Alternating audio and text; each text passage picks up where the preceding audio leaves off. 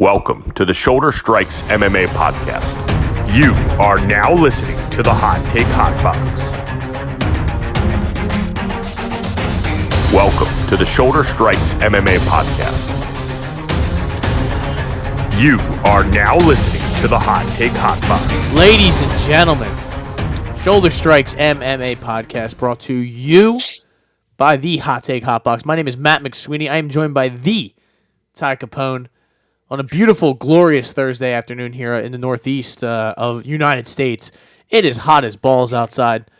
It is just smoldering outside, but I can't imagine it's much cooler in Abu Dhabi, where the UFC will be taking place this weekend. Cory Sandhagen, Umar, that's not to be confused with the other 65 Nurmagomedovs that you may know. Umar Nurmagomedov, Cory Sandhagen, main eventing an afternoon card from Abu Dhabi. We were supposed to get Nick Diaz. That's not going to happen. We have Tony Ferguson fighting this weekend. We have actually a kind of like a dollar store pay-per-view card going on this weekend because there actually is some pretty good fights, but not enough to actually make you pay for it. So we will enjoy it. Ty, how are you feeling today? How's everything going? It is, it's actually a pretty good card to talk about. Yeah, we have a pretty good UFC card. I saw some people say it might be better than last week's card. We'll see. I guess the jury's still out. On paper, I wouldn't say that, but it could turn out to be better than the pay-per-view card for last weekend. So it's in the afternoon, and then it kind of you kind of have like a little lull in the middle of the day, and then you have Terence Crawford, and that card is just loaded from top to bottom. There's even two undefeated fighters fighting on like the pre-prelims. So you got Big Baby Anderson, Big Baby Miller. You got all the big babies, big baby Andy Ruiz, who is Glenn looking a little Davis. slimmer. He'll be fighting as well. Yeah, he'll be fighting a prison sentence. Yeah. So everybody's got a fight going on. That one's going to start at 6, the boxing card. That's Riyadh season, but it's in LA. So yeah, the Middle East they got their hands all over the fight game, which, what are you going to do? I guess it's already happened. So yeah, there's 13 fights UFC card. There's 8 on the boxing card. It's going to be a long, full day of just good fighting. Honestly, good matchups. Even the boxing, there's some skewed matchups, but I think it's going to be a surprisingly competitive card. And then for this, we have a number one contenders fight at 135. So, and then we have a couple. We have Tony Ferguson. I guess it's not going to be his final farewell. He says he still wants to keep fighting, so there's that. But overall, there's a lot of decent prospects or fighters that I'm really looking forward to watching on this card. The first couple fights are a little boring, but Jordan Vucenic, Cali Fernandez, our boy Mirzakhanov, Elvis Brenner, Joel Alvarez, that's a banger. So, I'm pretty interested in this card. Sam Page. Sam Page is getting in there. They're feeding her to another undefeated prospect who honestly didn't look great in her last fight against Jinh Fry. She struggled to take her down. She missed weight. Sam Page is somebody you can never really count out. I mean, she's 8-6, but she'll win occasionally. She'll beat Elise Reed, right? She was like plus 220 against Amarim. I remember she finished Elise Reed as a slight underdog, and I thought she fought Corey McKenna and beat her, but I think that might have been Elise Reed who beat Corey McKenna. So it was Elise Reed. So you never know. There could be some upsets. Vucenic is getting a really tough test against Guram Kutalawadze in his debut. So either way, it should be a pretty decent card in my opinion. And let's get right into it, Ty. How about it? Leading us off on the conversation, but the last fight of the night, the main event, Cory Sandhagen, Umar Nurmagomedov. Umar is 17-0 versus Cory Sandhagen 17-4. Was it the last time Cory Sandhagen was out there against Rob Font? He had the elbow issue, correct? Yeah. That was almost a year to the date, August 5th of 2023 he was out there. Before that, a split decision against Cheeto, which I don't think should have been a split, right? If I remember correctly. No. I think it was a missed, a wrong card there. And then before that, he was beating the fucking dog shit out of Song Yadong. That I do remember. Umar, on the other hand, it just seems like he has just been so dominant, whether it be a decision or, I mean, he fought that Bekzat the last time out, which I think was supposed to be Cory Sandhagen. Hello. And then it was, somebody canceled out on him.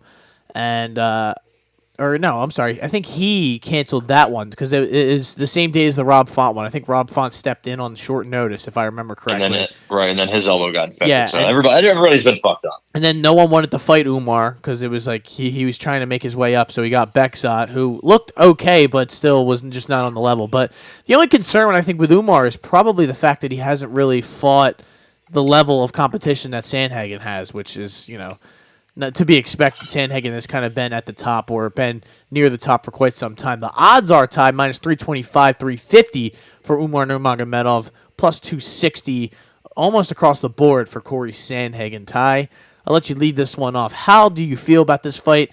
What do you think is going to happen? And what would be your pick/bet? It's a huge jump up for Umar. Right? I mean, look at the guys he's fought. I think Bekzat's decent, but probably never going to be anything special. Barcelos, I mean, we know what the deal is with Barcelos. Nate Maness, who I believe just didn't get re-signed by the UFC, which I saw that. That's kind of crazy. But he wasn't really going to, do anything with Umar. Brian Kelleher and Sergey Morozov. So nobody really that great. You look at his numbers, almost 5 significant strikes landed per minute, about 0.56 absorbed per minute. Is that takedown accuracy? Is not great, 56%, but he doesn't care about that. He's going for, he's going to keep going. He's not going to get the first, second, third, fourth, fifth, but he's definitely going to get the sixth. And even with Cory, we've seen him wrestle a little bit, a lot more. 10 takedowns in his last 2 fights compared to, I think, like 3, 4 in his first 6 in the UFC. So we're really starting to see him rely on that.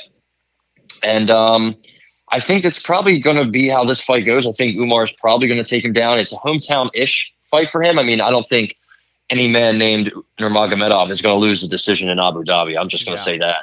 I just think he does have a wrestling advantage, and I think that's really what's going to come down to. I mean, we've seen in the past, I know it's been a while, but Cory has been taken down before. There's been times where he was quickly submitted. The Aljo fight comes to mind where he just kind of gave up his back, and that was an absolutely huge mistake.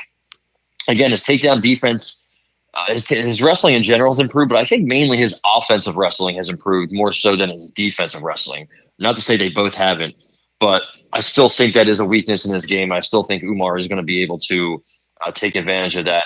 Now, if he can scramble, I think he will have a chance to pull off the upset. He's been 5 rounds. Umar hasn't. If Umar can't get a takedown and he's, kind of has to resort to plan B, I'm not sure he's going to have a plan B. So I guess there's that.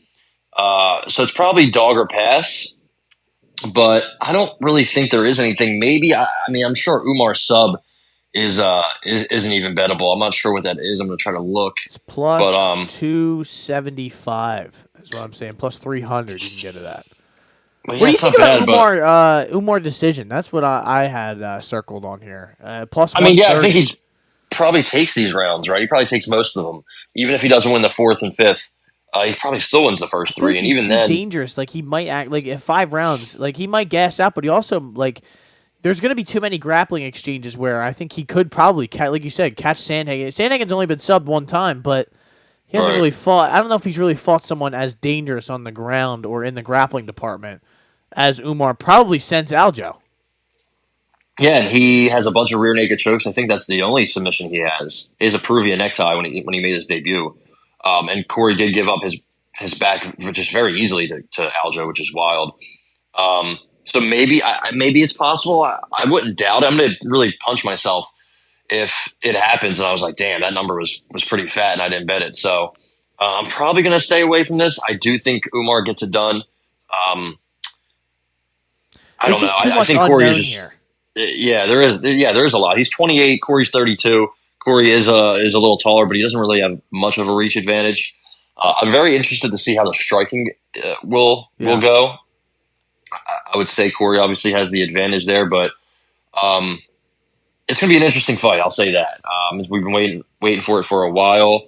I'm going to stay away betting wise, but my pick would be Umar decision. So I kind of like what you were thinking with that plus 125 shot. Yeah, but something tells me like that when I say that, I'm like, yeah, of course, like that's what do we always say, right? Like that's what's supposed to happen. But usually what happens is not the thing that's supposed to happen. I could see Umar maybe making a statement here, finding some sort of choke or submission, and maybe Cory kind of realizing that this might be his last chance. I mean, he might not accept being on the bottom, or maybe panics to get up at one point later on in the fight. I think I'm going to start to look for the submission later on in the fight. I don't think it's going to be a real early one, kind of like the Aljo one. I really like decision. I think maybe it would be smart probably to bet both and just take the little winnings you would get on a decision in the event that it happens. But I'm going to take Umar submission plus 300, and just kind of try to hunt a couple big numbers here. So there you go. How about we move it on to the co-main event, which is kind of a wild co-main event. Shara Bullet, your boy, Mr. Captain One Eye, Captain Hook is what some people have called him, against Mikel Olazechuk. Ty, right when I saw this fight be made, I said this is another perfect matchup for Mr. Shara Bullet. Mr. Olazechuk is not exactly a wrestling god or a grappling monster of any sort, and that seems to be the way that you're gonna have to beat Shara Bullet. I mean, you saw what was his first fight where he Bruno Silva. Yeah, Bruno Silva had with ease was taking him down, even though I think he won a unanimous decision. But still, what he had no problems taking him down, and the grappling was no resistance whatsoever from Shara Bullet. Shara Bullet seems like kind of a one-trick pony, but it seems like that trick's going to work in this fight, in my opinion. So I probably would lean a Shara Bullet TKO if the numbers are reasonable. I'll give you the minus 115. Minus 115. You can get it at plus 105 here on Bet Rivers. Shout out Bet Rivers. I'm going to take that. I'm going to follow you. I think this is a perfect matchup for him. Good striking, good pace, good cardio.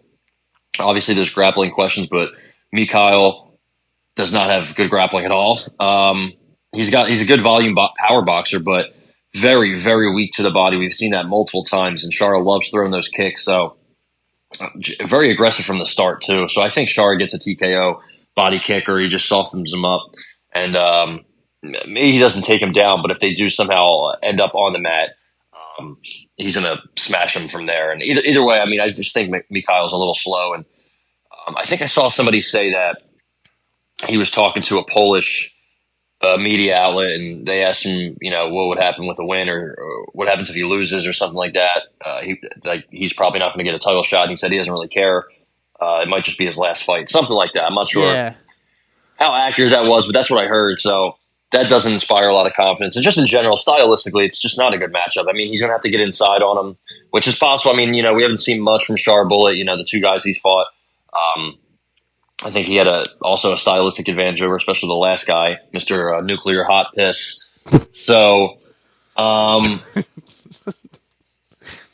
metal melting cup piss. It's Mr. Tricoli's, but can Mr. Tricoli's piss melt steel beams? I think it probably could. So I got you. I'm going to follow you with Shara TKO. I think he gets it done. Maybe late, maybe not. I think Mikhail has a lot of quit in him. Yeah, I don't think you're wrong in that. I just think it's a horrific matchup for him. I mean, we saw the guy's been submitted 6 times, and obviously that is a kind of a hole in his game. But we also just saw him get it should have been a TKO for Michel Pereira, but he fucking just then hopped on the rear naked choke, kind of the club and sub, but not even. Yeah, so why not? Cracked him and then got on top, finished that could happen here. That could. Then he got armbarred, and he didn't tap. Yeah. Got his arm smashed into pieces. Didn't he also knock down? I guess he didn't get credited for a knockdown, but I thought he knocked Kevin Holland down. And then just followed him. Hurt him. Yeah, I think that's actually what happened. Just knocked him to the ground. But and then he wouldn't tap, and that was only 2 months ago. So who knows what kind of health or what where his mindset is? Who knows? I don't like this fight for him at all, and I could definitely see an inside the distance play here, but there's just the number's not going to be good enough to really. I mean, what is his Magomedov submission is plus 1,600. That just goes to show you, he's not looking. He's going to try and just wipe him off the planet, get him out of there, and be done with it. Shara Bullet is, like I said, basically a one-trick pony. He's never had a submission on his record. He's got 11 wins, 2 decisions. Give me Shara Bullet TKO. How about? Let's go. Marlon Chito Vera making his return after his title, after he fell short in the title fight against Sugar Sean O'Malley. Took that knee. Was not good. That was 5 months ago, so I think he's given himself a fair amount of time to recover. I would have liked him to give himself more time off, but it is what it is. He's fighting the sniper. No, I'm sorry. No, I'm just kidding. The real Davison, Deuce DeGetta, Davison Figueiredo is getting in there at 135 once again. The last time out there, he submitted Cody Garbrandt. So just another step up in competition. This is only a 3-round fight. This is going to be very fascinating to see how this goes. But I definitely, Ty, think this is going to go to the cards, and I think it's just probably a Figueiredo decision. But that's just my opinion off the rip. What do you think? Probably. I mean, he's been wrestling more. He's 2-0 at bantamweight, and he has been wrestling a lot more. I mean, Cody was giving him a little bit of trouble in the stand-up. I remember I think I had TKO, and yeah, we both did. We were both like, wow. Like I think we talked about that after the fight. It was like we were shocked that he had that much trouble against Cody because Cody was faster than him, which I think, if I remember correctly, and I was shocked by that. Yeah, I was in line at listeners on my way to your house. I was like, oh, fuck. Yeah. Oh, no, a takedown. Shit, no. Oh, rear naked choke, it's over. So that was unfortunate. I think he kind of partially got rocked in that fight, too. And against Rob Font, he was wrestling. So, and he was outstruck in both of those fights. So he is 2-0 bantamweight, but he's, 36 now. He's getting older. I think his volume is he's very inactive. His volume is very low. So he's kind of changing up how he is. The problem with Cheeto is he can give up takedowns. He can give up control time. And he always starts his fight slow. Now, it's been a couple fights, right, since he has fought somebody who wants to take him down. But also he seems like he does better against shorter guys. Like, against the taller and longer opponents, he kind of struggles with that. But when he fights the Pedro Munozes, the Dominic Cruzes, the Rob Fonts, the Frankie Edgars, he doesn't really struggle with those guys as much as the Sean O'Malley's. I know Sean O'Malley's different, but still seems like he's hesitant to let his hands go against a bigger, longer opponent. Yeah. So I think he needs to keep this fight at range. Obviously not get taken down or work his way back up. But I kind of think he might be able to get taken down, and I think Figgy might be able to control him on the ground. And maybe it's not that exciting. Maybe he can't sub him. So yeah, I'm kind of interested to see how this goes. Kind of like the main event. I don't really have I don't know. I kind of want to take a shot at Cheeto as an underdog, but it's not that wide of a line for me to really feel confident in it. So I'm going to stay away. I think Figgy wins a decision, but I'm not too confident in him. I think his time is coming, honestly, depending on what kind of matchup he gets. I'm going to go Figgy decision just based off the fact that I don't think Cheeto is a good point fighter, and he winds up getting himself into these point fights, giving up the first round, and then all I need is a good 2.5 to 3 minutes from Figgy in that second round, and I think it's a W. From what I've seen from Cheeto, and he took a lot of damage in that fight in March, so I'm just going to wane on the side of the safe bet here as opposed to... and I could definitely, I really could see this going the other way where Cheeto kind of just neutralizes Figgy and is able to get himself a unanimous decision. I'm just not comfortable betting that, so I'm going to go Figgy decision, and I could see a lot of grappling. That's what I'm worried about. Like you said, Cheeto is good off his back, but he also can get controlled. I watched Aldo control him, and I've seen guys be able to kind of neutralize him on the ground and just eat minutes up. And that's the thing. Cheeto's just not a good point fighter. He never has been, and it's just something that it makes me stay away from betting him a lot of the time. That's the reason I'm staying away from him here. So, Figgy decision. That's the pick here from your boy. And now we must keep it moving, Ty, to the people's main event. Tony Ferguson. Dana White, they were asking him at that press conference, they said, Dana wants you to retire, wants this to be the last fight. And he goes, yeah, we want Dana to stop doing a lot of things, and he doesn't do it. So, I'm going to worry about myself. I was like, all right, I like that, Tony. He's like, I don't think this is going to be my last fight, which you really that's the only thing I do like about Tony Ferguson. He never has the thought process of, I'm going to retire. Like that. That's the one thing I'll give to him. No, I'm good. Yeah, I got a lot left in me. It's like, bro, you've lost 7 in a row. Okay? He's got that warrior spirit. That's nothing that can be denied. And I got to say, Ty, this is probably one of the better matchups he's going to get in a Michael Chiesa, where he's not going to be getting his head kicked into the rafters, or he might get out grappled, but we can take that over some of the other options. But hey, Ty, like we've said before, what is Michael Chiesa's kryptonite, his Achilles heel? It's that Darce choke. And what was Tony Ferguson's former nickname at one point? The Darce Knight. So psychopath. Yeah. Psychopath. Domestic. No, I'm just kidding. But yeah, listen. The thing with this fight is like, what the hell is even happening? Number one, and why the fuck is Michael Chiesa a minus 670, 700 favorite? I don't care how bad Tony Ferguson is. That guy should never be that big of a favorite in any fight. So this just screams to me, I need to stay away from this fight. Far, far, far away. In a far away land, away from this fight. Yeah. I would say combined with the 7-fight losing streak, he's fighting somebody who's a good wrestler, good grappler, very strong, and he's moving up to 170 now. That is where he won the Ultimate Fighter, was at 170, but that was a long time ago. Yeah. He was also supposed to fight Michael Chiesa, I believe, like 7 years ago. So a grudge match, if you will. No, I just think Chiesa is going to take him down, submit him. So I think it's going to be kind of fairly easy. So maybe not easy, but maybe it won't happen in the first round necessarily. So I shouldn't say easy, but Chiesa hasn't fought in a year, right? He's somebody who doesn't really necessarily like being punched in the face. He's doing a lot of UFC work. I think he's pretty good on the desk. So I'm sure that's where his future is, but and he's lost 3 in a row. He hasn't won a fight since 2021 when he beat Neil Magny. So, he's not perfect, but he is bigger. I think he is, at this point in time, better. And, it's been a while since he got a submission, 2018 against Carlos Condit. Yeah.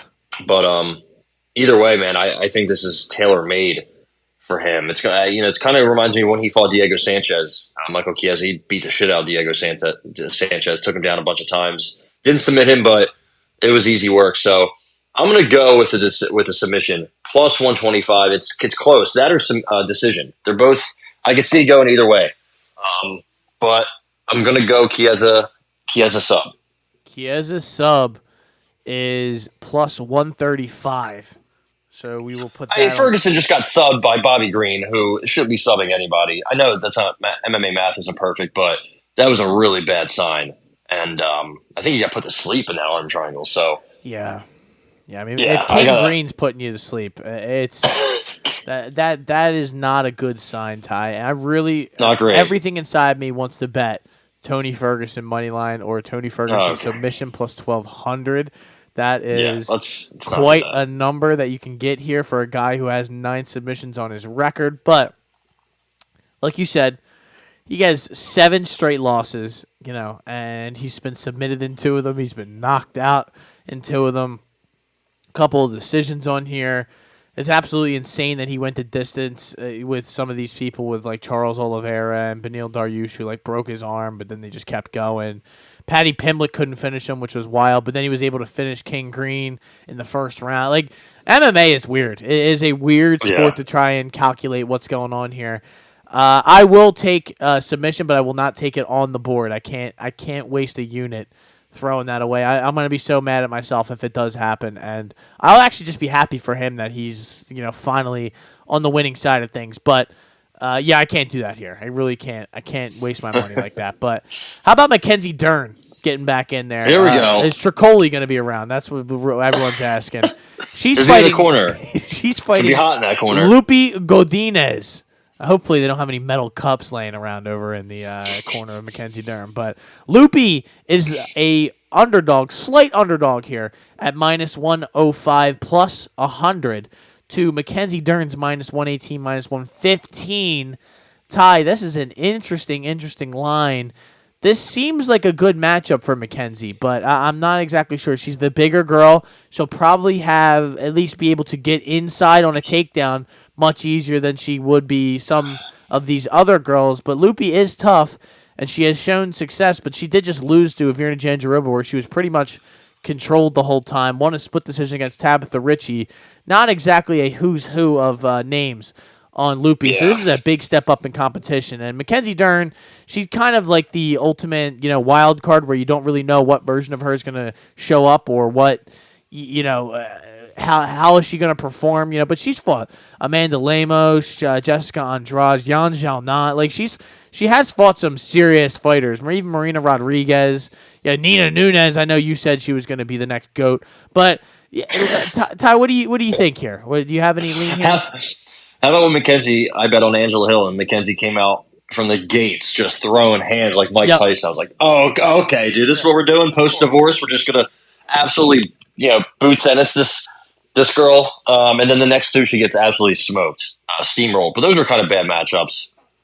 I don't know. I can't trust Loopy in any situation. I mean, she just had a fight where you got to avoid the takedowns and fight smart, and she didn't do that against Virna. So she's low volume. She's very hittable.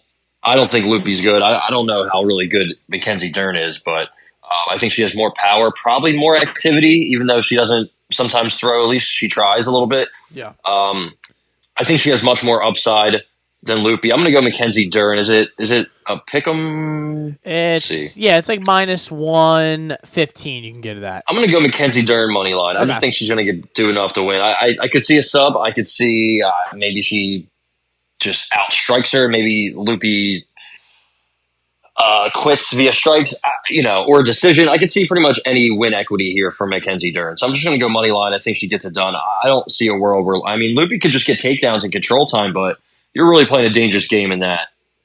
With that, and you could also keep it standing, I guess, because neither woman can strike that well. But Dern has more power, probably quicker, probably more activity, more volume. So and she's gotten better on the feet of recent. Yeah, like it not leaps and bounds better, but it's an improvement nonetheless. Yeah. I'm going to take Dern submission. It's just anytime it's there, and I think it's even feasible, and you can give me a number at plus 320. I will take it, and Loopy's never been subbed, so that always gives me the reason to want to actually bet it sometimes because Dern hasn't got a sub since 2021. Yeah, exactly. It has to happen at some point, and that's what she's going to be hunting, right? Like she's not going to be trying to stand there with Loopy for the most part, because I think Loopy would probably have the technical advantage, you would imagine, but not by much. Yeah. Like you said, neither one of these girls are exactly Anderson Silva on the feet, so. Let's bet something that we could maybe some crazy shit happens. She gets her back. Loopy panics. Who knows? I'm gonna go. I actually like your bet though. I think that's the safe play to bet the money line. I think Mackenzie wins this fight. I just don't know how. But I'm gonna bet submission here. Just the number is too good for me to pass up. Juicy butt. Yeah, you could juicy bet. I should say. Yeah. Oh, juicy bet. Freudian slip there, but yeah. Hey, sometimes you can't help where your brain's at. How about we go to the next fight on the card, which is Joel Alvarez, 20-3 versus Elvis Brenner. This is a banger. This is a hell of a way to start out the main card here in Abu Dhabi. Thank you to the Crown Prince and His Excellency for putting this all together. Minus 175, minus 190 for Joel Alvarez. Elvis Brenner plus 145. They continue to doubt my man Elvis Brenner, Ty, and I think this might be the spot where he fought Meek DeBeck last time. That's not exactly an easy matchup, and he almost won too. Yeah, and he destroyed our boy Mike Krzyzewski, and he destroyed Guram Kutaladze. So, well, it was a comeback effort, but yes. Yeah, well, he left on uneasy legs. That's all I need to know. Joel Alvarez. Those were very uneven. Listen, Joel Alvarez, he is awesome. He's so exciting. He's fun. He's a finisher at his heart. He's never won a decision. But I can't get over that beating that Sarukian put on him. I will never ever get that out of my head. I just can't. I'm sorry. And he had to take a year and a half off after that. And, he finishes Jacasey last year, and he takes another year off. And now he's getting Elvis Brenner, Ty. I think this might be a Brenner moneyline situation for me. I don't feel good about it. Well, he's a lot bigger than Brenner. That's going to matter. Brenner's very hittable, and we saw last fight where Brenner got cut badly by a nice, nasty elbow from Guram. Joel Alvarez likes doing the same thing, throwing elbows, throwing knees. He throws a lot. I've never seen a guy with so many submissions that has a 0% takedown accuracy and 11% takedown defense. So, and his defense was 0 at one point. So the fact that it's at 11 is, we're getting there, slowly improving. And yeah, I think Saruk, I mean, that loss, I don't know if a loss like that can really age well, but, Sarukian's pretty much right there for a title shot. So at least there's that. He lost to Ismagulov back in the day, and that was his debut against a pretty good fighter, at least at the time. So at least he hasn't lost any bums. I mean, he hasn't beaten anybody great. The Thiago Moises win was great. Remember, he beat him by elbows. So that kind of makes me think that that's possible here. I mean, he's somebody like RoboCop, where I'm like, man, RoboCop really could get some subs, but he doesn't get many. Where I'm like, Joel Alvarez, he can get a lot more knockouts than he has. It just doesn't really go like that. I mean, Elvis Brenner, I could see him just shooting on him, and maybe he does get a takedown or 2 or 3 or 5 or 10, but maybe he gets put in a triangle or an armbar, or he gets elbowed from mount while he's on mount. He gets elbowed and cut. I don't know. This fight could go many of different ways. I think Elvis Brenner's kind of being counted out. He is a dog. He's just got that zombie-like pressure, and he's very, very hittable, very, can get hurt, but that pressure, the pace, the refusal to die. I just think Alvarez is much bigger. He's a good hammer, bad nail, but the size is going to be a factor, though. I think he's going to be a hammer in this fight. I got Joel Alvarez inside the distance at even money. All right, I like that. I think I'm going to stay away, to be honest, because the more I look into this, you are right. I mean, a 4-inch height advantage and a 5-inch reach advantage, that's going to come into play, especially as you even said. It made mention of Elvis Brenner does not mind getting punched in the face, which is it's sometimes that's good, but sometimes that's bad when you're trying to win a fucking fist fight. So, and I don't think Joel Alvarez is going to get tired or anything like that. So, yeah, Alvarez, you have it inside the distance at even money, which is, I think, a good bet. But I am going to stay away from that, my friends. How about that? Alonzo Menefield, Azamat Mirzakhanov. He is 13-0. 2 light heavyweights getting after it. Menefield has kind of had not necessarily a resurgence, but he kind of really had a good bounce back up until getting eliminated by Carlos Olberg. I don't know what 12 that seconds. Strategy was. Just run and gun. You never go full Cody Garbrandt. Yeah, like I didn't get that at all. And he had a pretty good run. He beat the Ukrainian Connor. He beat Misha Serkinov. He beat Jimmy Crute pretty much twice. The Brute. Dustin Jacoby. That was a good win against Dustin Jacoby, because I think Dustin Jacoby is a tough out for anybody. He's big. He's pretty good. He's he's got all the tools. He's just not going to be able to kind of break into that title conversation. But Mirzakhanov, when is the last time we saw Mr. Mirzakhanov out there? I think it was when he fought either Jacoby or yeah, Jacoby. It was okay. April of last year. He won a decision. And been a while. Devin Clark and Tafon Njoukwi was before that. Your boy. So, yeah, this hasn't been exactly. Is that the water buffalo or whatever he's? No, that's the Tafon the Don. Who's the water buffalo? Fabio Charant, right? Yeah, okay. Yeah, whatever, dude. They were supposed to fight in December. The fight got canceled for whatever reason. So now it's happening here. The odds are probably going to say that Mirzakhanov is the favorite, I would imagine, and he is. Minus 205, plus 170 for Alonzo Menefield. Ty, I don't really have a read on this one, to be honest. I imagine Mirzakhanov's probably going to have success in the takedown department, but I just don't know with Menefield. Like you said, like Menefield just kind of had like a brain lapse the last time out there. I don't understand why he did what he did, and he just ran across and just tried to take his head off. Is Menefield going to be able to keep this fight standing, and will he have success if it does stay standing? I'm sure he'll have some success. And they're both old. They're both 30. Alonzo's 36. Azamat is 35. But they're fighting at light heavyweight where it doesn't matter that much age-wise-ish. But Azamat, he kind of moves kind of well. Like sneaky athletic, sneaky quick, even though he is a little, isn't the best athlete and he is getting older. He also has a huge, just piston of a left hand. I don't know if I trust his cardio in general, but I don't trust Alonso's cardio at all, actually. I think his cardio, his durability issues are very, very bad, are very evident, I should say. And this is a quick turnaround, honestly, after that knockout. So I don't know. He's one of those guys, like you said, I don't know where his head's at. I don't know where his game's at. I don't know where any of his game or anything to do with him is at.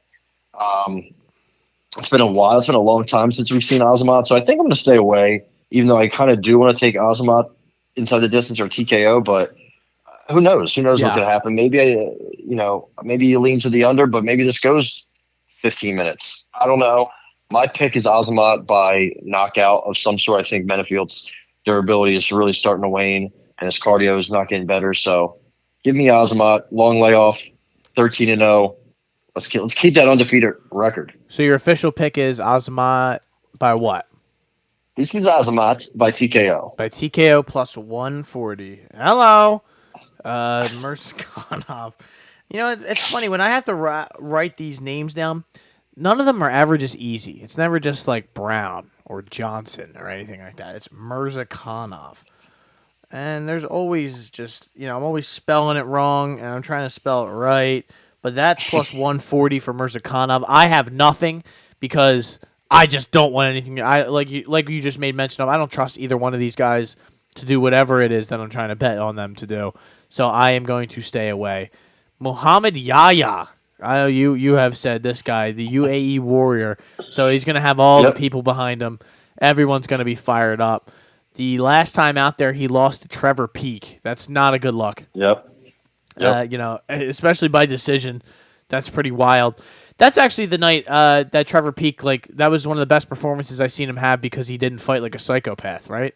If I remember correctly. I remember he had his back against a cage and he was throwing leg kicks. Yes. He was throwing like calf kicks against the cage. Did you see the video of Marcin Prachnio getting backed up against the cage and throwing a question mark kick? Just like I did not. That was insane. I forgot that happened. We didn't even talk about that last week. Like that, he's just like getting rocked up against the cage. He throws a question mark kick, lands it flush, and just Bukaki starts fucking doing the chicken dancing. Yeah, doing the Cupid shuffle. Yeah, doing the Cupid shuffle around the octagon. But how about to the left? Who's this guy that he's fighting? I don't know how to say his name. This guy. Cowie, I believe. Cowie. He's 8-2. Has he fought in the UFC before? He lost to Jacasey.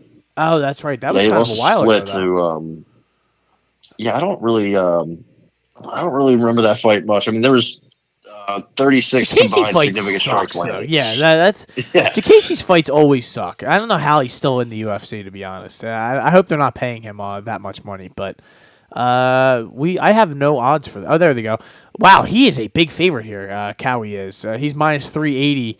375 to Mr. Yaya's plus 310, 280. So doesn't seem like the betting market is too keen on Mr. Yaya after his performance the last time out against Trevor Peek. But Ty, do you think that Mr. Fernandez is going to be able to get a finish? I guess would be the only way you could really bet this, unless you're going to bet the dog. Or how would he do it? I mean, the inside the distance is minus 135, so that is bettable. But we haven't seen much from either guy. I don't think Yaya is UFC level. I mean, I think they just kind of got him to be, he's from the UAE, and they're like, let's throw him out there, kind of like what's the other guy's name? El Sawadi. Or Hamdi Abdullah. I remember your boy Hamdi. He just got suspended again. Yeah, I mean, he's still serving his one suspension, and he got another suspension. So they're like, give me all the suspensions, give me all the sauce. He's trying to rival Antonio Tricoli, it seems like. So we'll see if Hamdi ever makes it back to the UFC. I doubt it, but yeah, Cowie, I don't know, low activity in his debut. I feel like that his debut was not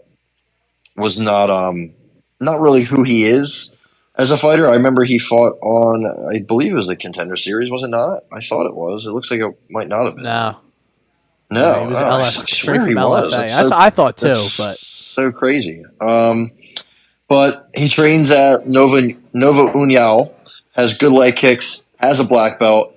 I don't know about his cardio. I don't know about his striking really, but I think he has a huge grappling advantage. Yaya's grappling is awful. He's also not a good striker.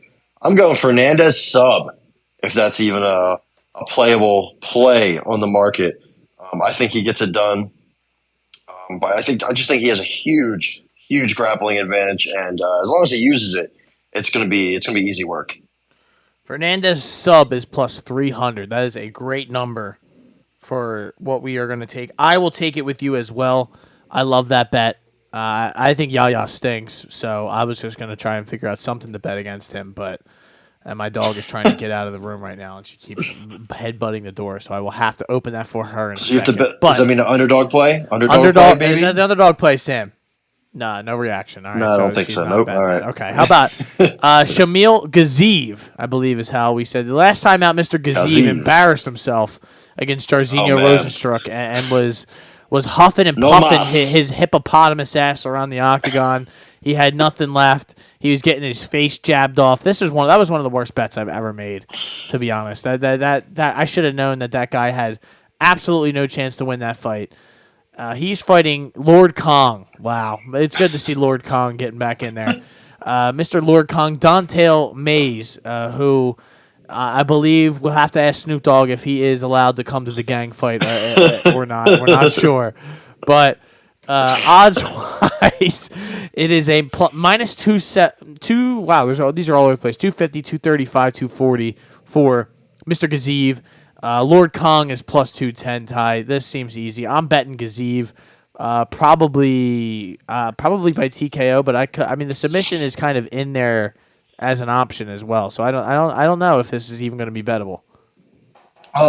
Yeah, I think it's going to have to be really early, and I think it probably will be. But if it escapes the first, maybe second round, Don'Tale Mays could be live, but.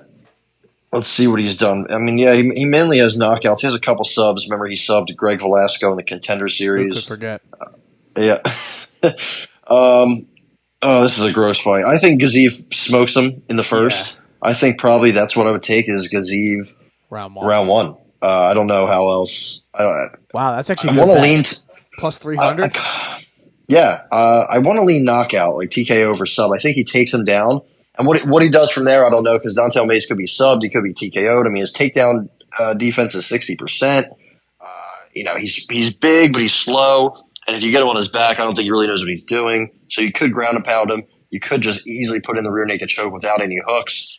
I don't know. I think he gets it done early, though. And so I'll go Gaziev round one. Super powerful, power wrestling early, round one only, pretty much. And we know the thing with the deal with Don'Tale Mays. Not smart, very hittable. Never has a game plan, and he kind of goes win-loss. In his last fight, he won, so he's due for an L. Yeah, due for an L. Has he ever been finished in the I mean, he probably has, right? He's been subbed twice in the UFC. It's been a little bit. Yeah, he got smoked by Nascimento. I remember Cyril Gahn. Oh, he went to the third round with him somehow. Yeah. He's never.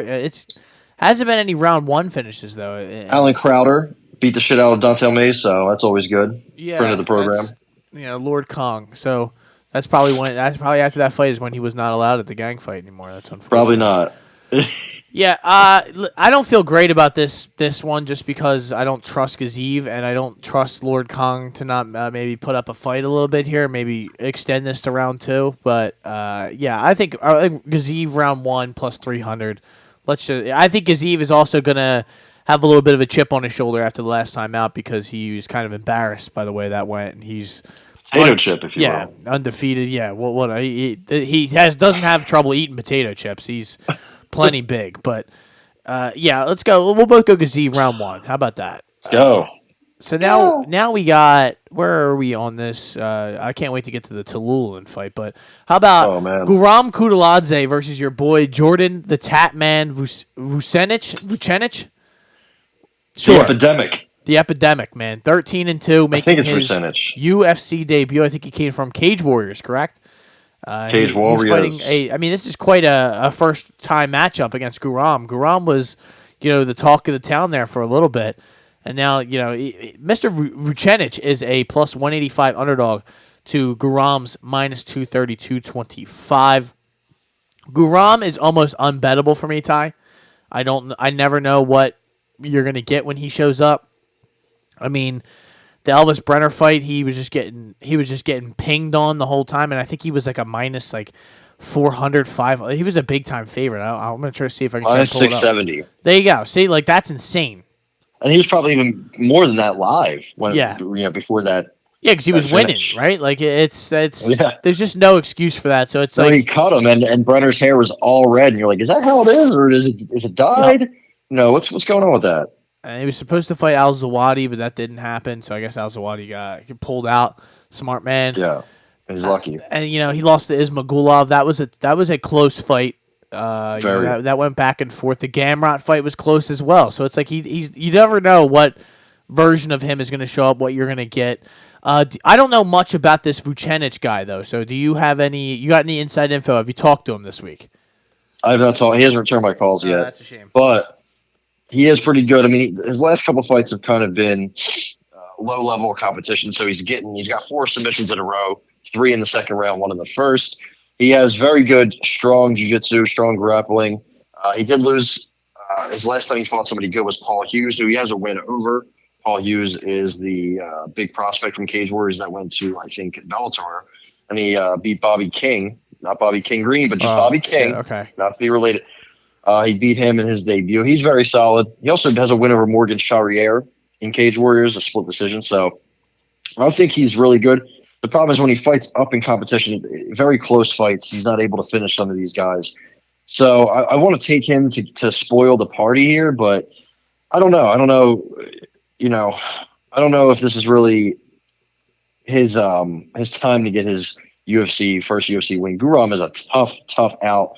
He's only 32. It's been a while since he's fought, I believe, right? That Elvis Brenner fight was like a year plus ago. Yeah. So he has some time to recover. And I think Vucenic just fought, actually, a couple weeks ago. Yeah, he just fought 2 weeks ago against Adrian Kepa at Cage Warriors 170 Foe. Who else was on that card? Anybody I know? Probably not. Nope. So quick turnaround, even though it was a minute and a half. I think it might be too much too soon for him. I'm gonna go. I don't have a bet. I really want to bet Vucenic money line just to see him, just to root for him, and also I think he is talented and maybe he could surprise us because, like you said, Guram is kind of inconsistent. Yeah. But I think he has enough.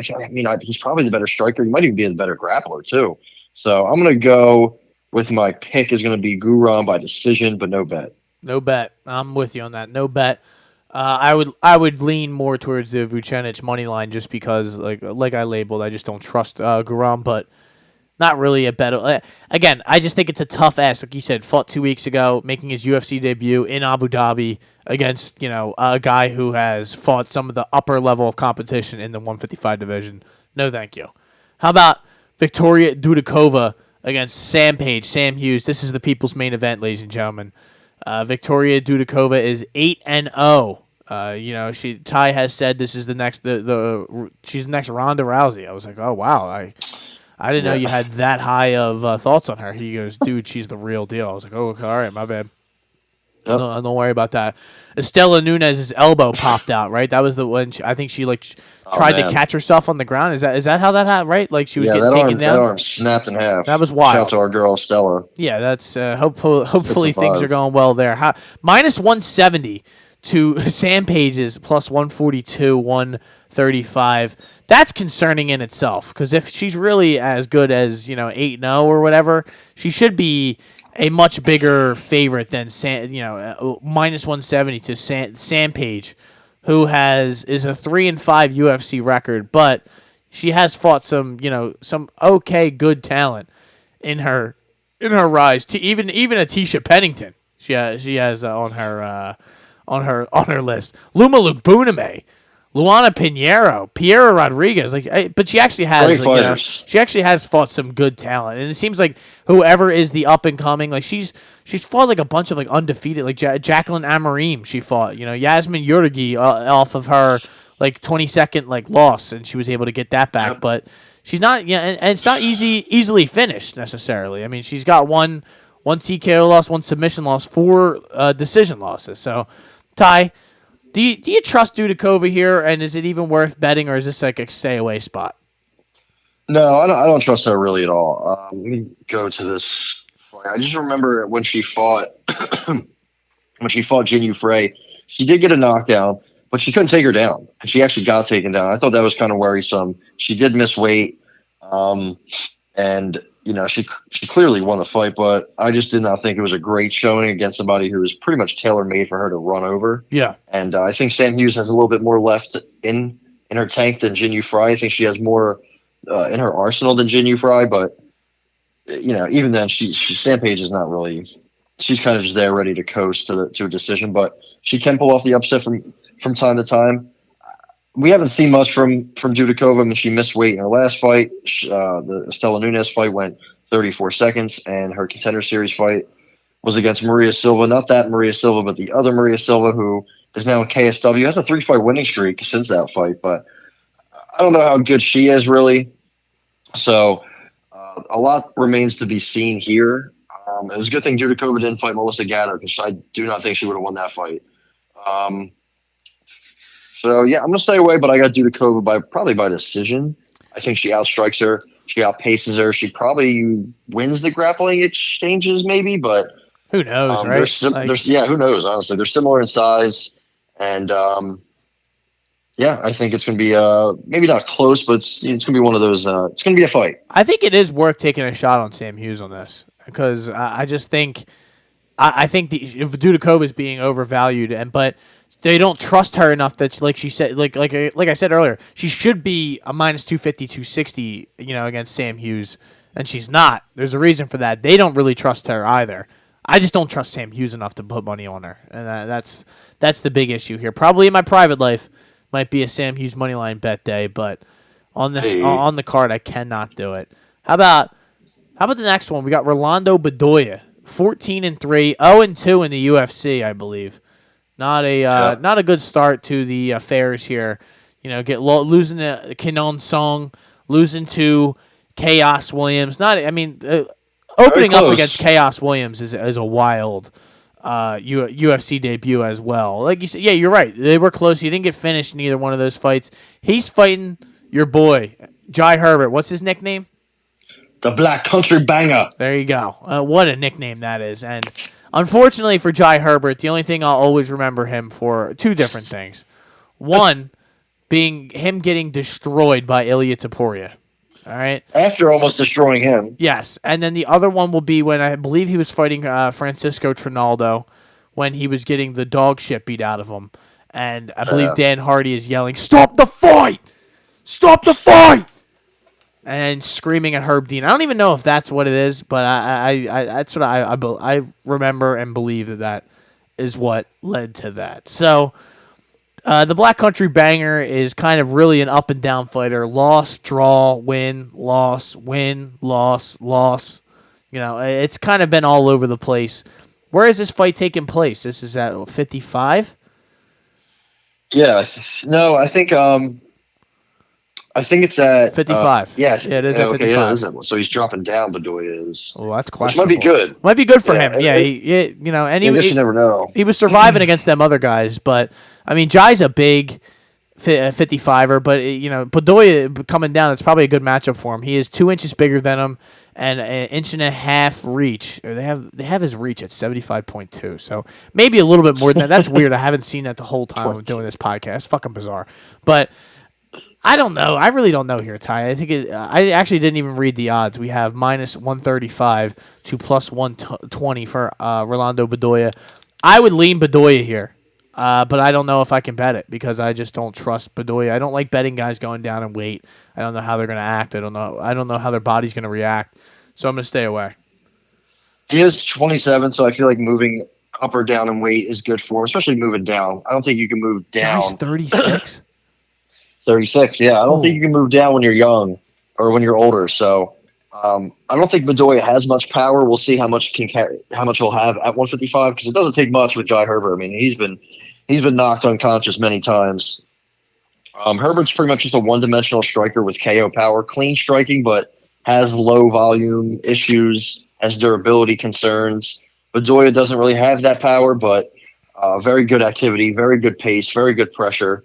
I got Bedoya here. I think the wrong fighter is favored. I think just because he's 0-2, people think he stinks. He is from Peru. Sometimes Peruvian fighters aren't that good, but I actually like what I've seen from him. I think Kenan Song and Chaos Williams, those are big welterweights.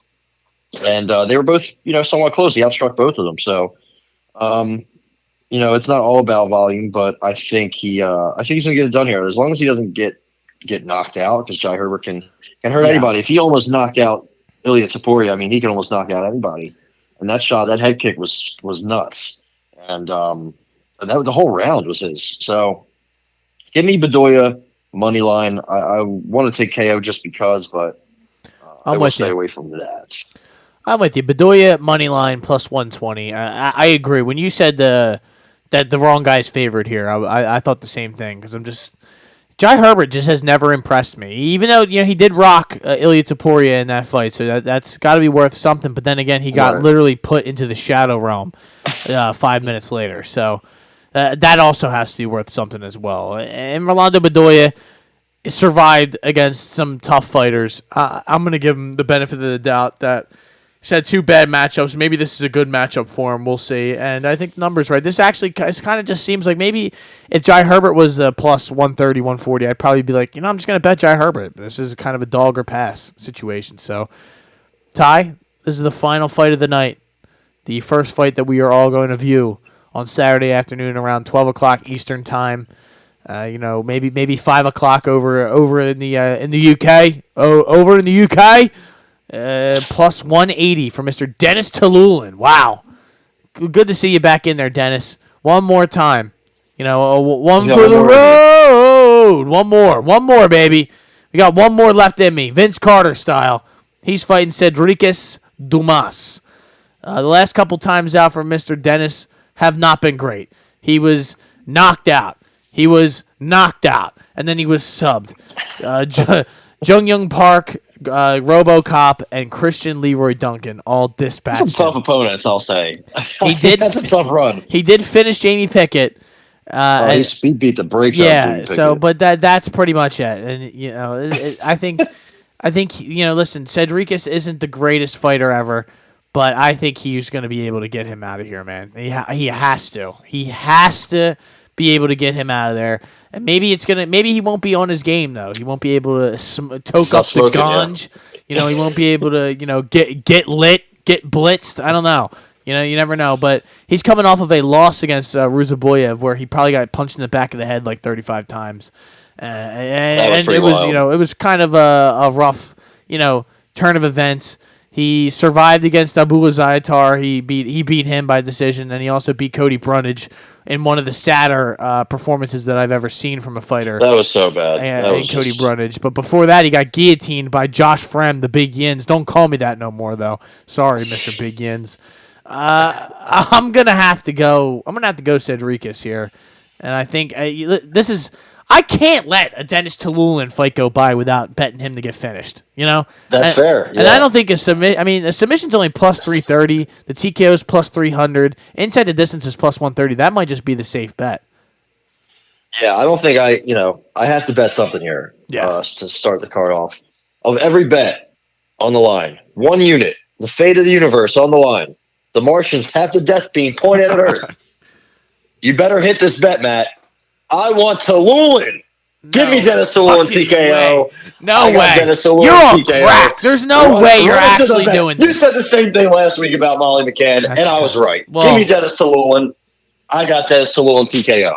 This is going to be wild. When he's getting his head bounced off the canvas and I text you and you just send me like 6 crying emojis, like, oh my God, I can't believe they're going to have like the oxygen mask out and everything. It's going to be a brutal. This man's been finished 7 times in his career. 7 times. TKO and submissions. He gets subbed all the time. I'm worried that Cedricus might sub him. That's what I'm more concerned about. So I can't take the TKO just straight up. He couldn't even sub a submarine, so I don't think that's going to be an issue here, right? I hope so for you. Okay, I really do. For your own, for your health and well-being. This could be the last time we could do this. So give me Bring it home. I was going to say it's a nickname, but Dennis does not have a nickname, so that's a concern. But either way, I think we got this. Yeah, I'm just doing a little bit more. I want to figure out here. Cedricus has 4 wins by TKO, 2 submissions. None in the UFC. He subbed someone on the Contender Series. Yeah. Matej Pinaj. I'm going to take inside the distance plus 130 just to be safe because I think this man's going to get eliminated. So that's it. I cannot believe you're taking Tululin TKO. Yeah, I can. Why? You gotta take it.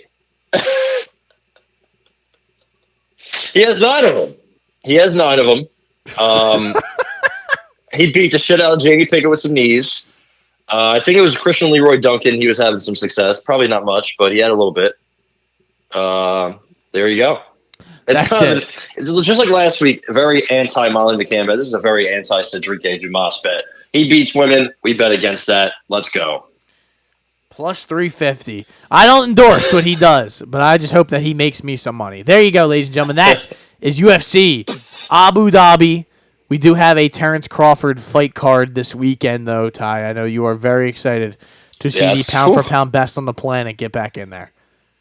Yeah, and he's fighting my boy, Israil Madrimov, who only has 11 pro fights, but he has 150 amateur fights. Trains with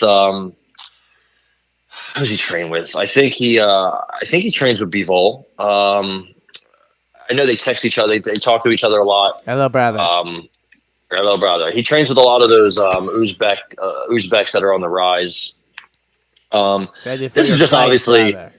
This is just a big, big step up. I mean, he's not even the bigger opponent here. He's probably stronger and naturally bigger, but he's only 5'8". They're same height. He's got a shorter reach than Crawford. And something that Madrimov does a lot, I don't love it. He does is he lunges and leaps forward with this big left hook, and I think he's going to get himself caught. I really do. I think he could provide a tougher test than Spence. Spence couldn't really. I don't know what happened to Spence a year ago, but I think Madrimov will be able to win a round or two, or maybe at least throw some punches and I'm getting cooked. Hurt. Not hurt Crawford, but he will be able to hit him. He's a good jab. I'm a big fan of Israil Madrimov. This is just this is a lot. The fact that Crawford's only, I say only, but got to remember boxing odds are a little crazy. Only minus 600 is something to note. But we'll see. I think Crawford's got his eyes on 168 and Canelo Alvarez. I know Turkey Al-Sheikh also has his eyes set on that. I don't think Crawford's taking that fight, or Canelo's taking that fight. Just don't think. If he doesn't want to fight somebody, he's not going to do it. It's just kind of simple as that. Kind of like John Jones. And then in the co-main, you have Isaac Cruz, the Pitbull. He coming off that win against Rolly Romero, where he knocked him out. That was amazing. And then he's fighting Jose El Rayo Valenzuela. He's coming off of a knockout, a big upset against Chris Colbert. Should have won the first fight, but Jose Valenzuela has been knocked out before by Edwin De Los Santos. So I don't know what's going to happen in that fight. Those are two guys that kind of came out of nowhere within the last year or two, but that's going to be a banger at 140. Maybe the winner gets Gervonta. I know Gervonta's at 135, but I don't think he has an opponent right now. And then before that, you got Andy Ruiz, Jarrell Miller. These are two guys we haven't heard shit about for a long time. Jarrell Miller keeps, getting arrested and pissing hot. Nice. He did fight Daniel Dubois at the end of 2023 on that Day of Reckoning card, but he looked like shit. Got knocked out. We'll see what kind of shape he's in. We'll see what kind of shape Andy Ruiz is in. Because remember, we saw him against Joshua the second time. He likes to eat. After the first fight, he was just drinking Modelo's and eating cake. I was like, all right, dude, do you. You beat Anthony Joshua. I guess you can do whatever you want. But in that Chris Arreola fight, didn't look good. Then he fought Luis Ortiz. So I just don't know. They're both, 34, 36. They're both big boys. I think Jarrell Miller probably wins. I know he's an underdog, but honestly, probably not. I don't know. I'm going to stay away from that. Just in general. Jose Valenzuela is also plus 350, so he's almost as big of an underdog as Israil Madrimov is in the main event. That's a little. I like Valenzuela there. He's long. He's 5'10", and Isaac Cruz is 5'4", 70-inch reach to 63, so that's notable. Before Andy Ruiz and Jarrell Miller, I think this does not start the main card, but I think it's all just one main big card. Main card, yeah. Yeah, David Morrell, my boy, the Cuban Missile Crisis is fighting Hot Rod Radovoj Kaladzic, who is he's pretty good, but he's I think he's known for fighting Beterbiev. He almost beat Marcus Brown. He's won 3-5 in a row. Sully Barrera knocked him out recently, so he's good. But David Morrell is the truth. Nobody wants to fight him at 168. 175 he is now. Canelo doesn't want it. Benavidez doesn't want it. They all say, "Oh, he's only 10-0. He's only 10-0." Yeah, he's only 10-0 because nobody wants to fight him, and he was an amateur for so long. So it goes from one Cuban amateur to another. Andy Cruz will be. He's known for being one of the best amateurs at the 2020 Tokyo Olympics. He took home gold, beating Keyshawn Davis. He beat him a couple times as an amateur, and Keyshawn Davis still hears about it to this day from Eddie Hearn. So he likes to troll him with that. Andy Cruz 4-0, fighting the veteran Antonio Moran, I should say. He's okay, but he's in there for a reason, to be a feeder for Andy Cruz. So we'll see what Andy Cruz has got. This is for a belt in his 5th pro fight. And then to start the card, Jared Anderson. Jared Big Baby Anderson, the real Big Baby is his nickname. That's wild. Not to be confused with the fake ones. We haven't seen him in a little bit. He fought Riyad Merhi. He won a decision. That was a couple months ago. As long as he's not getting arrested, I feel good about Jared Anderson's chances here. He's fighting Martin Bakole, the big boy from, I believe he's from Congo. We haven't seen him since he was on Fat Ngannou? Yeah. He was on the Ngannou Fury card. So I guess that's a good name. Yeah, he beat Carlos Takam. He only has one loss. It was to Michael Hunter. Martin Bakole, Fat Ngannou, is like you like to call him. He is 6'6", but Jared Anderson's a big boy too. He's also, I think, like 7 years younger. I think Jared Anderson knocks him out, but could be an interesting fight. Either way, it's a good card. You have some undefeated prospects. You have a couple Cubans. You have some big boys in there, and then you have some small guys. And you have Terence Crawford headlining that. That card starts, I believe, at 6. It's a Matchroom Boxing pay-per-view sponsored by Riyadh Season. Yep. And it's going to be. They're all going to be good fights. I promise. Maybe the Andy Ruiz fights, a little gross and sloppy, but I think all the other ones will be good. That's right in the middle of it, so you can go get a drink, get a Modelo. Yeah, I know Andy Ruiz will be getting Andy a Modelo. Ruiz so will be partaking before the fight, drinking Modelo's in the parking lot with anyone who will join him. I will. How about Tim Zhu not going to be on this? That's a shame. It yeah, him and Virgil Ortiz, Leo Santa Cruz is supposed to fight Abner Maris. Now, I'm not really sure why. Abner Maris is 38. He hasn't fought since, I guess he fought a couple of years ago. 2 years ago, he fought Miguel Flores to a draw. But before that, he hadn't fought in 4 years, and he fought Leo Santa Cruz, and he got smoked. So I'm not really sure why they decided to run that back. Yeah. And Abner Maris has been a commentator for a long time now, so I think he should just focus on that. It'd be kind of like Dom Cruz hopping back in there against whoever knocked him out when they fought last. With Cheeto I can't think of who it was. Yeah, so it would be kind of like that. So I'm glad that's not happening. We'll see. We'll see what kind of judges we get. It's in LA, but you never know with His Excellency behind the scenes. So either way, it's gonna be a banger of a card. There you go. And I am excited for that. So I actually, it's going to be a full day, ladies and gentlemen. You have UFC in the afternoon. You have boxing at the evening. You have SummerSlam in the evening. I know to all my wrestling fans out there. Yep. You got Phillies on at night. You got sports on all day long. You got margaritas. You got all sorts of shit going on Saturday. So, ladies and gentlemen, enjoy your day. Enjoy your weekend. Thank you for listening. As always, this is Matt McSweeney. This has been the Shoulder Strikes MMA Podcast, brought to you by the Hot Take Hot Box. His name is Ty Capone. And as always, ladies and gentlemen, please make sure to tip your bartender, tip your waitress, and always be nice to people who are on the clock.